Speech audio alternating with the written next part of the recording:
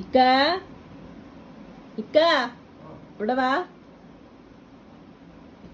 നോക്ക്, നിങ്ങൾ ഡ്രസ്സ് മാറി പോണോണ്ട് ആളുടെ വിഷമം. നിങ്ങൾ കിടക്കണ്ട, അവൻ എങ്ങനെ അതൊന്നും പറ്റില്ല. അവർക്ക് നിങ്ങളെ തന്നെ വേണം. നോക്ക് വാപ്പ വരൂട്ടെ. പിന്നെ ഒന്ന് അവിടെ ഇരുന്ന് തടവി കൊടുത്തിട്ട് പോയി. ഇനി വിഷമാവണ്ട കുട്ടിക്ക്.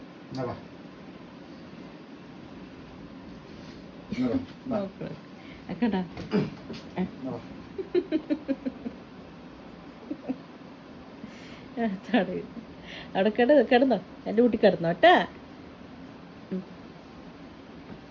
ഇങ്ങേർക്ക് ഇപ്പൊ ഒന്ന് പുറത്തേക്ക് പോണ്ടേ? അപ്പൊ ഒക്കെ സങ്കടം പറഞ്ഞു. തടവി തെന്ന മുണ്ടാട് കിടക്കണ്. കിടന്നോ, അമ്മന്റെ പനി കിടന്നടി. കിടന്നോ. നിങ്ങളൊരു കാര്യം ചെയ്തോ, ഗൾഫിൽ പോകുമ്പോഴേ ഒരു ബാഗിലിട്ട് കൊണ്ടൊക്കോ. ഇതെന്താണ് ഇതിനൊക്കെ എന്തെന്നാ പറയാ?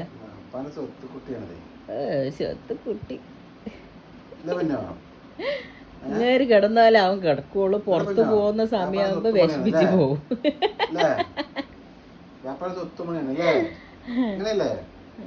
കണ്ട, ആളെന്ത് കാണിച്ചാലും അവനക്ക് ഒരു പ്രശ്നമില്ല. ഞാൻ മറ്റൊന്ന് പിടിക്കേ ഒരു ഉമ്മ വെക്കാതെ ചെയ്ത ഒറ്റ പോക്കാണ്. കുട്ടപ്പോ, നിങ്ങൾ ഇവനെ നോക്കിയിട്ട് ഒന്നിലും ഇവിടെ ഇരുന്നോ, അല്ലെങ്കിൽ ഗൾഫിൽ പോകുമ്പോ ബാഗിൽ എടുത്തിട്ടിട്ട് പൊക്കോ ട്ടാ. അപ്പൊ എന്നെയും മക്കളെ ഒന്നും വേണ്ട. കുട്ടാപ്പിക്കാണെങ്കിൽ ഇവിടെ ആരുടെയും വേണ്ട, വാപ്പിന് കിട്ടിയാണ്.